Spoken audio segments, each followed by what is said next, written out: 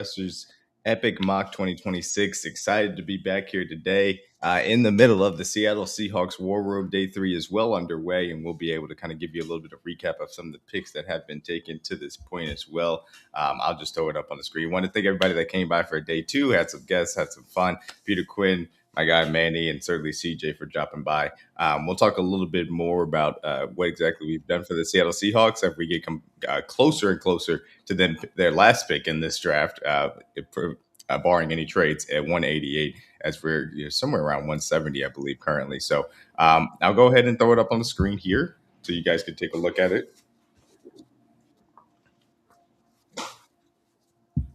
There we go. All right. So we've got some interesting things as far as the draft so far to this point. Just so you guys could take a look at it. Obviously, we're here at 171, in which the Chargers have taken Aaron Anderson, the wide receiver to LSU. I won't go over the entirety of things that have happened to this point. Obviously, that would be a very long, drawn out process. But I did want to highlight maybe some of my favorite picks as far as I was concerned. So what we're going to do is we're going to kind of re go back all the way up. There we go. That's what I was looking for. All the way back up to where we left off as far as our pick at 96, which was, of course, Mike Washington, the running back out of Arkansas. And I very much liked what he could do in the backfield. And then we talked about that a lot at the end of last night's stream. If you want to go ahead and take a look. Right after that, the Texans had actually traded up. I think it was 104 104 and then 141, something around that, maybe 106. I'm not sure. They had traded up to go and get Nicholas Singleton, which was a surprise to me, not necessarily where I would have had him graded. Chiefs Price Carter also traded with the 98th pick in the 2026 draft for the Eagles to go get Chandler Wilvers out of Duke. But let me mention a few guys. Devin Moore out of Florida, outside cornerback prospect. I really like what he brings to the table. Jags grab him at 100. I think that's really good value. Great value as far as Davison is somebody that I think could ultimately go in the middle of day 2, close to the end of the second, early in the third, in my personal opinion. And maybe even if the team pushes him up earlier, I wouldn't be shocked. But Bills get him at 104. I think that's really good value as well. Eli Raridan, one of my favorite tight ends in this class, because again, inline blocking ability, has the athleticism to catch the ball, and also shows some real receiving chops on top of it. I think that makes a lot of sense for what the Broncos want to do on their offense. Caleb Eames, or I'm highlighting a lot of different Broncos picks. Andy NFL is doing a great job in this draft. I'll say that. Caleb Eames, or one of my favorite linebacker prospects. Not necessarily going to be a Mike, in my personal opinion, more of a Will from that standpoint, a guy that you could do the point and shoot stuff, can get sideline to sideline, has some coverage chops as far as that is concerned. I like what he can bring to a linebacker room too. And then right back at it, Julian Neal going to add to that Cowboys defensive back room in a nice way, like the kid out of Arkansas too. And honestly, it was 3 good picks right in a row, because Deshaun Stribling, one of the more underrated wide receivers, in my opinion. This kid just showed up in every single big game for Ole Miss, which I thought was very impressive. I think he's got the versatility to play X, play Y, play Z. You can be able to put him wherever you want to. And the fact for a team like the Colts that has Josh Downs, that has Alec Pierce, that obviously they brought back, they trade away Michael Pittman Jr. to add a guy that has the versatility of a Deshaun Stripling that's also in a bigger body. I think it's a very good selection right there at 113 too. Keep on going down. Michael Taff, a guy that I think sees the game at a really high level, a really good coverage instincts. You can question some of the physicality. He certainly has athletic limitations. Don't take that away from him. But as far as the safety position, when you're asking guys to do things at a high level because of the mental side of the game, I think he certainly fits the bill from that perspective too. Chris McKellen, defensive tackle out of Mizzou. I am a Mizzou fan, so a little bit biased, but I do think that he can bring a nice thing to the interior defensive line rotation for a team, and certainly the Steelers is a nice landing spot for him as well. Kamara had an underrated season for the Indiana Hoosiers. Obviously, that ended up winning the championship. Detroit Lions get him here at 128. I think that's pretty good value. Garrett Nussmeier. Garrett Nussmeier probably is a little bit of an under. I guess maybe a little bit of a hot take. Is my quarterback 2 in this class. I just think he has the tools to be a competent starter. Does he reach that ceiling is obviously going to be a question mark, but I just think it's a little bit of a safer pick. Arizona Cardinals get him at 130. Obviously, a team that after them moving on from Kyler Murray, relying upon Jared. I almost said Jared Barnett for some reason. I don't know why. Relying upon I almost said Jared Stidham. What is the my guy's name? I feel bad because I think that he did a good job, at least from a fantasy standpoint. Getting to Jacoby Brissett, that's what I was looking for. And then also they brought in Garner Minshew, but he's a guy that I could see starting the back half of the season for the Cardinals, hypothetically in this scenario, and that wouldn't be a crazy thing to have happen as well. Aiden Fisher out of Indiana, again highlighting some of that aspect that they can do some Sam stuff, can also play some Mike if you need him to, and the Cowboys need linebacker help for sure, no doubt about it. Also highlighting again Steelers linebacker pick Jack Kelly. Again, a guy that can do some Sam stuff, can do some Mike if you need him to, and will really a versatile linebacker pick out of BYU. That was a really good key for their good defense that they had out there last year as well. Drew Alar, Eagles take a swing on the traits of Drew Alar. That feels like an Eagles pick. I won't lie to you about that at all. Um, Trying to go down, see if there's any of these guys. I know a lot of people have fallen in love with Noello Height, and again, he can kind of be a DPR as far as that is concerned. Eagles, that kind of makes sense, but I'll say Keelan Crawford out of Auburn is a guy that really caught my eye as I continued to watch a lot of the Celtic Falk tape. He just kept showing up as a guy that was creating some havoc, in my opinion, and I was kind of impressed by that. He's a little bit undersized, does have length to him, which I think is very important for a guy that's going to come in with that. If he can add something to his frame, a little bit extra stoutness, I think that he could turn himself into a low end starter or just a really good rotational piece as far as the edge is concerned. So it's a good bet for the Dolphins that, again, just absolutely need all the help in the world that they can get, to say the least, to be perfectly honest with you. Just checking in where we're at. We're at 175, so we got a little bit of ways to go until we get to the Seahawks at 188. We do have a punter off the board. We'll get to that later on.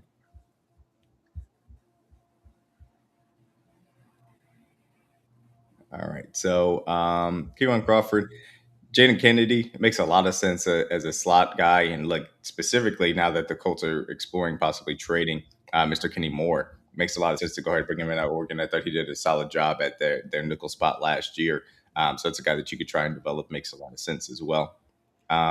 Keep going down.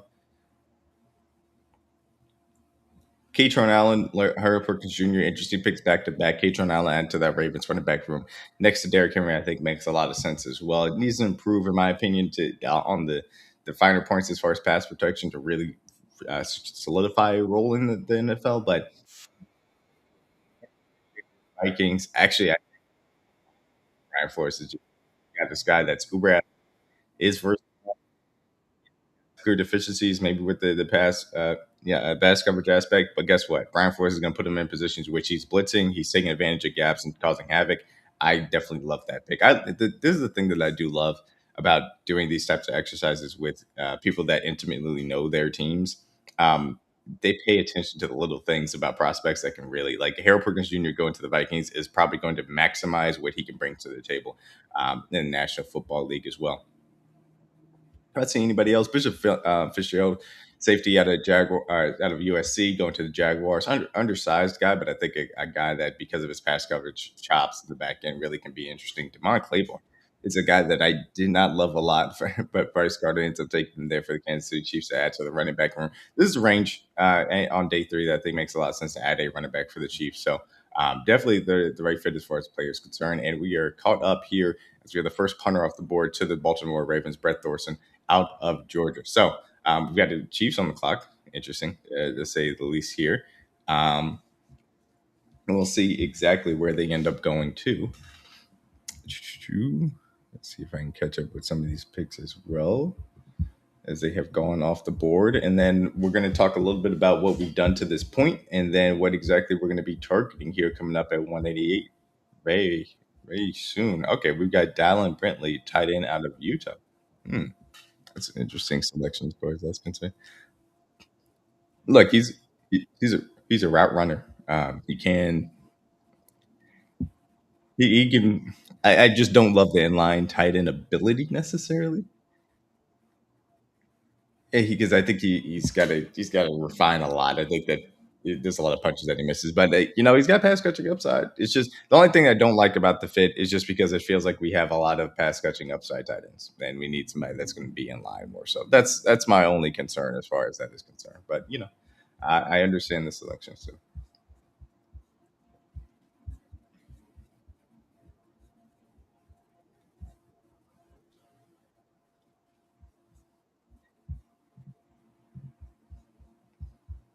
He's got upside though. We'll see if we can develop him into something there. All right, there you go. Trust. Get out of Kentucky. Sorry, I'm just filling in some of the picks of my own tracker, so that way I can make sure that um, I'll be up to speed with you guys, and I'll be able to kind of keep you abreast on where exactly I think that the Chiefs should end up going here. I mean, Chiefs, that the Seahawks should be going here very soon. My apologies on that.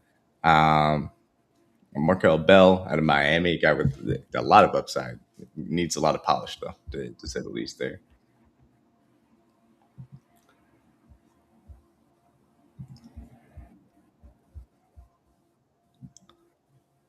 but Regis,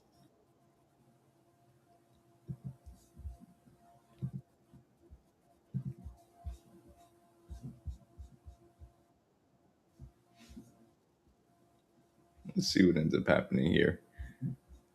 Looks like we're gonna get the pick here in a second.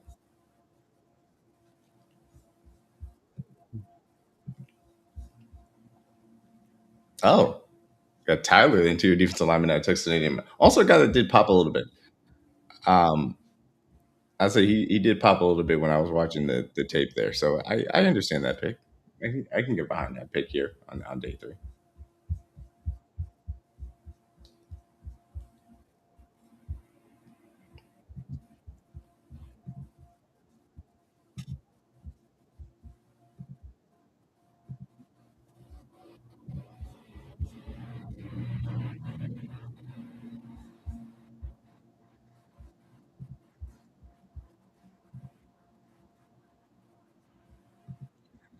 I think the big thing about Tyler is that you got to use him um, as a three tech.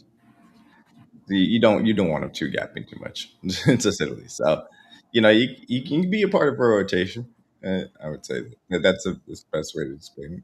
And look, he's on the Eagles. He's the fact that he's on the Eagles, especially when add him to that rotation. I think that actually does make a lot of sense too.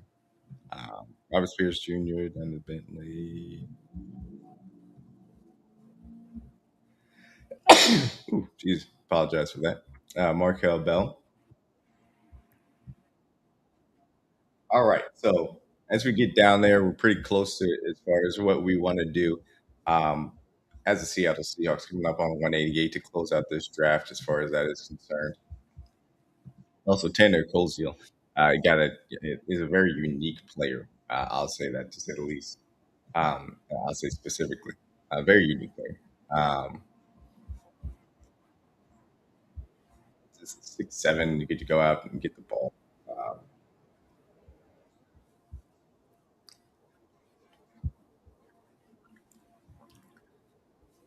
Um, so Uwa Bernard is the defensive line international player portal prospect. I was trying to figure out if that was him. Yes, it was. Yeah, I mean, look, I, you're talking about athletic traits that are almost immeasurable and at times, I guess, hard to believe. To be perfectly honest, if that's the way I would describe them. So the fact that the Cowboys grab him and just say, "Hey, I think we can develop this guy," I don't blame him. I understand it completely. I definitely get it. Seth McGowan goes off the Detroit Lions. I think I actually like that fit just to add to that running back room. Obviously, after they moved on from David Montgomery, signed Isaiah Pacheco. I like that combination there too. So let's go and take a look. I wanted to double check here. Okay, good. Yeah.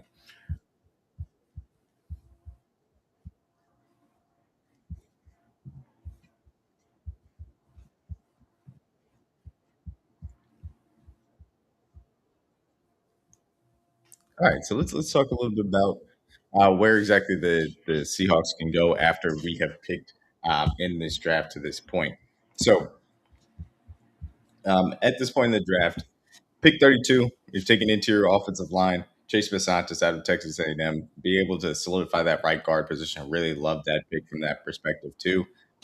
Pick 64 was banted about the fact, hey, could we get Jadarian Price to fall to us? Ultimately, he gets sniped. Instead, we go with Danny Dennis Sutton, a really twitchy pass rusher out of Penn State, a guy that has all the tools necessary. Also, I feel like, plays with the game the right way, just not necessarily full fledged kind of built out pass rusher, and that's really the thing that you can get out of the next level. And I think he'd be really good as a rotation. And you're talking about, hey, we're going to be able to go ahead and take over that standpoint. Um, I like that aspect of being able to add to the rotation. Then move on here, get Mike Washington Jr. at the end of the third round, fills in the running back position. So now I'm kind of looking at, hey, do we want to add as far as the defensive back position is concerned? I think that's going to be a big question mark if that's the place that we really want to go. And then also, there's some really good interior defensive line prospects off the board. I know Xavier Harris just went, but there's still some guys that kind of catch my eye, and there's also some good linebackers too. So I want to see, and that's a really good defensive tackle prospect that just goes off right there. That's a that's a good one, to say the least. So that's a good pick, maybe saves us from going to a place that maybe is outside the need standpoint. To be fair, um,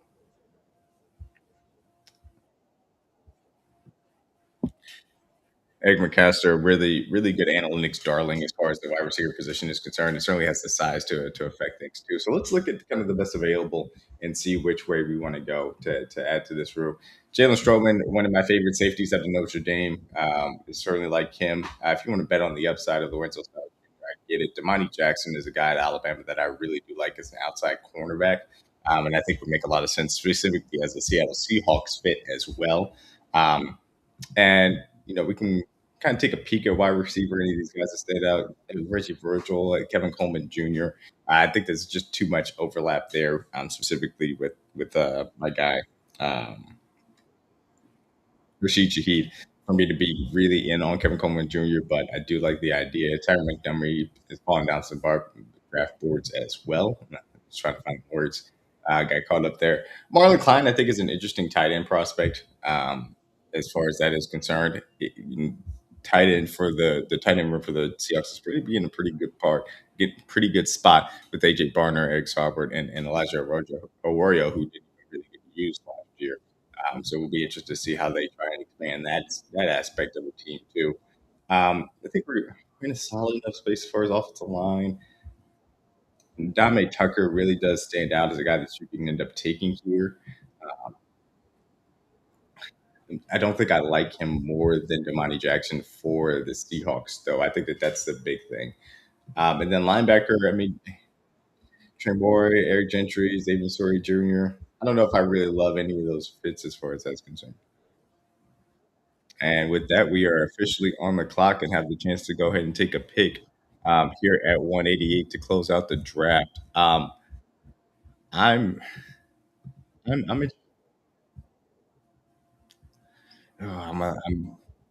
I'm, I'm conflicted, but I think that I'm going to go with the guy that I think adds to the outside cornerback room very well for the Seattle Seahawks.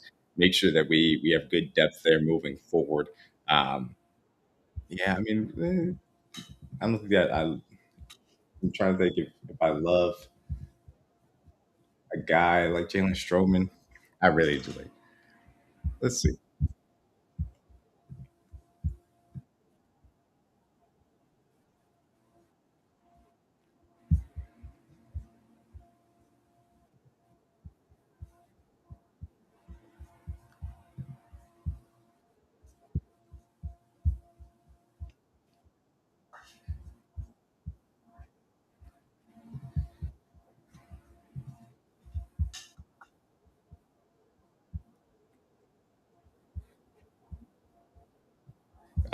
I'm tempted between two guys, Jalen Stroman, Damani Jackson. I think Damani Jackson is going to end up being my pick here. Yeah, I think we can go with Damani Jackson.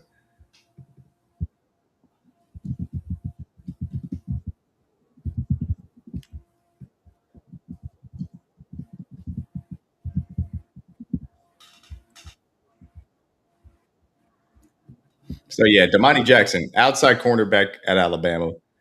Um, I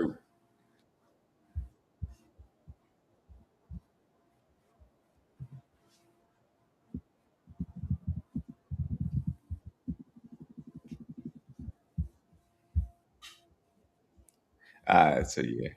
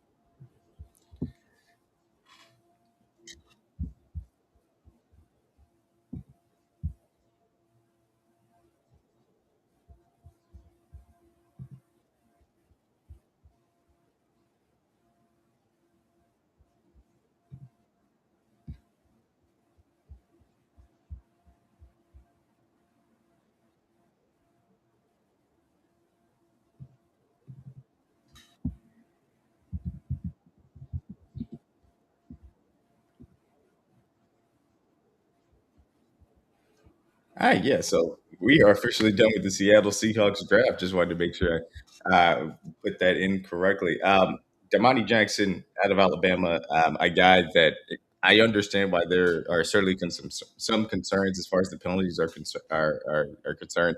Does tend to rack them up. He is kind of grabby, but I think when you talk about, hey, what are we doing with you in a system? Are we relying upon you to cover number one wide receivers? No, we're this day three. We're getting some special team value out of him. I think that he's going to be able to do so very well, in my personal opinion. Take him, be able to plug him into where we can, use him on the outside as a third cornerback, depth cornerback to develop as well. And for what you know that you feel like you're going to be able to get after the passer, cause some issues, play him as a press man corner to be able to be physical on the outside as well. I like the fit for Seattle, and they'd be able to use him very well. Shout out to Damani Jackson, man. I'm going to be the last pick here of the Seattle Seahawks epic mock draft 2026, man. So we can go ahead and kind of relax and watch back to see what ends up happening the rest of this draft as well.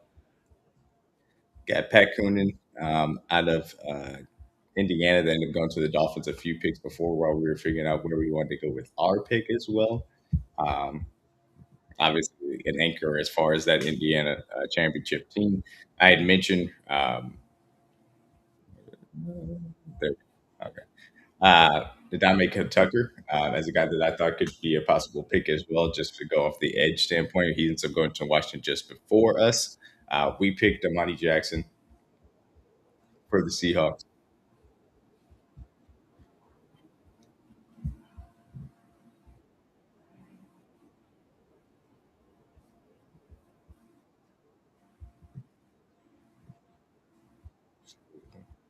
There you go. So we officially have a Seattle Seahawks draft selection. We're going to do this review.